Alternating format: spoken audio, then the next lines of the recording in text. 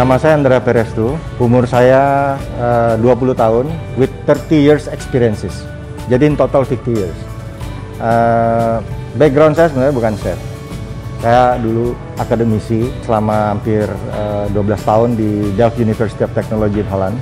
Lalu saya balik ke Indonesia.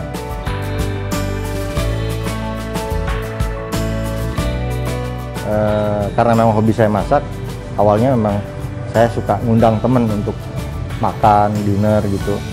Nah, lama-lama ada yang bilang, kamu harus buka restoran, Andre, dia bilang.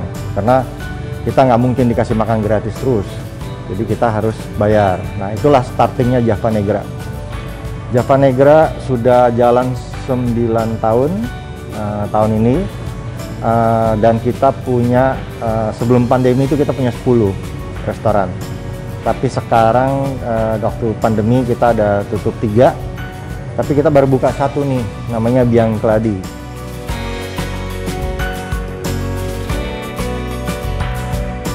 Nah, Biang Keladi basically adalah makanan rumahan yang saya suka makan.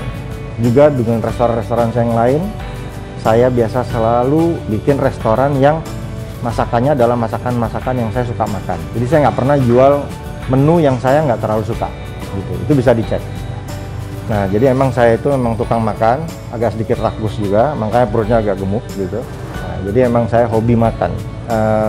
Konsep Biang Keladi sebenarnya udah hampir sekitar 2 tahun ya, 2 tahun lebih lah gitu sebenarnya. Tapi baru benar-benar kita lakukan ini, kita ambil keputusan untuk udah buka sebagai sebuah outlet. Jadi menunya sebenarnya sudah ada dari 2 tahun yang lalu. Terutama kita mulai dari awal-awal pandemi gitu. Juga kalau kita catering, orang kan bosan makanan Eropa terus, dia mau makan Indonesia. Nah, jadi by konsep dia udah ada dari 2 tahun yang lalu. Baru sekarang ini kita benar-benar buka Biang Keladi.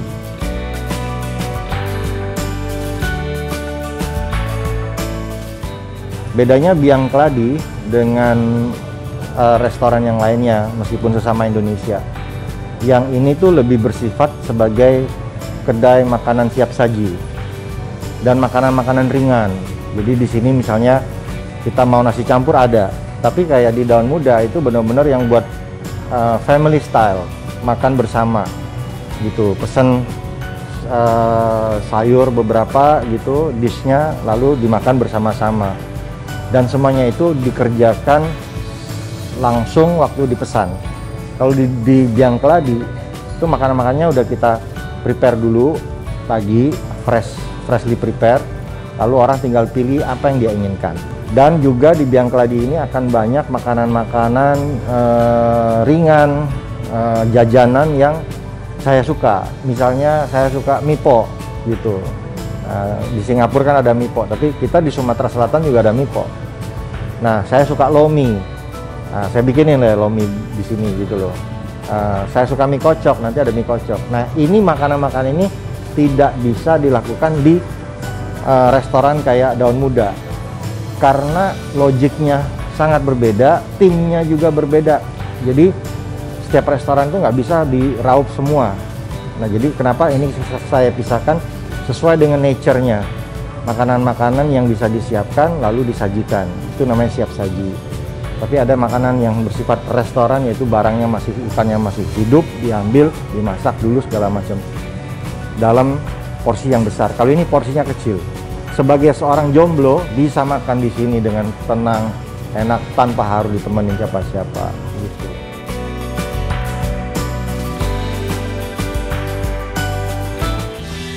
Saya bukan ahli kuliner Nusantara, tapi saya orangnya tukang makan, demen makan. Jadi saya misalnya saya suka dengan lomi. Lomi ini misalnya makanan yang sudah jarang sekali ada. Saya ingat saya kurasin, makanan saya kecil, berpuluh kali saya masak, lalu sampai saya ketemu ini yang paling pas, lebih otentik seperti ini. Nah, saya sekali lagi saya bukan pakar kuliner Indonesia, saya hanya suka makan dan saya mencari resep komposisi bahan yang benar-benar otentik, tradisional gitu loh. Nah, ini yang saya lakukan. Jadi misalnya ya saya nggak terlalu suka dengan masakan X gitu. Ya saya nggak akan explore itu. Saya tidak akan mengulik itu sampai dalam. Tapi saya suka soto Betawi misalnya. Itu akan saya masak berpuluh-puluh kali sampai saya kepengen itu sesuai dengan yang biasa saya makan di Haji X gitu, di Pak A gitu. Nah, itu saya ingat rasanya seperti itu. Tapi saya nggak pernah nanya resepnya. Saya makan berkali-kali, saya tahu. Saya ingat, oh ini ada jintennya, ini ada star anisnya lebih banyak dan sebagainya. Itulah yang saya lakukan. Java Negra juga punya akses dengan bahan-bahan material yang premium gitu. Nah, ini juga penting.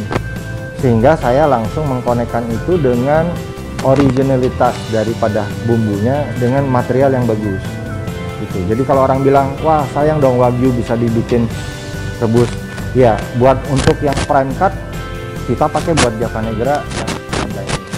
Kan dari seluruh Wagyu itu kan ada juga yang secondary cut gitu.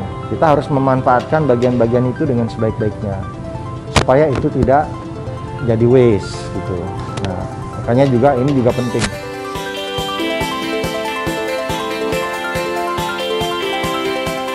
Orang selalu menyebut zero waste food, bahkan ada satu chef di Inggris yang mengklaim dirinya sebagai the first zero waste restaurant, which is that is not true. Saya bilang, lalu kamu mau bicara masalah zero waste food, pergi ke rumah makan Padang, pergi ke Makassar, lihat sop konro dan coto Makassar, itu zero waste food gitu loh. Itu jadi kita di Indonesia, di Afrika, di Asia, Amerika Latin itu kita udah menganut zero waste food.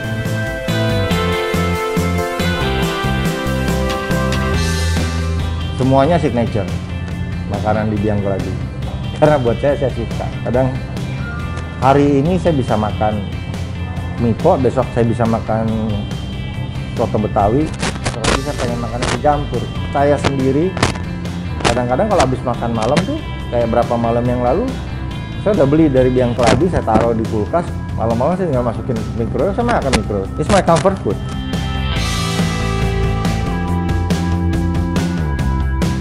Kita ingin mengembangkan Biang Keladi sebagai alternatif dari restoran-restoran Indonesia yang ada. Tentu kita berkeinginan untuk membuat ini menjadi lebih banyak lagi gitu, pasti, karena ini adalah makanan-makanan yang bisa diterima hari-hari, juga harganya juga terjangkau gitu ya. Jadi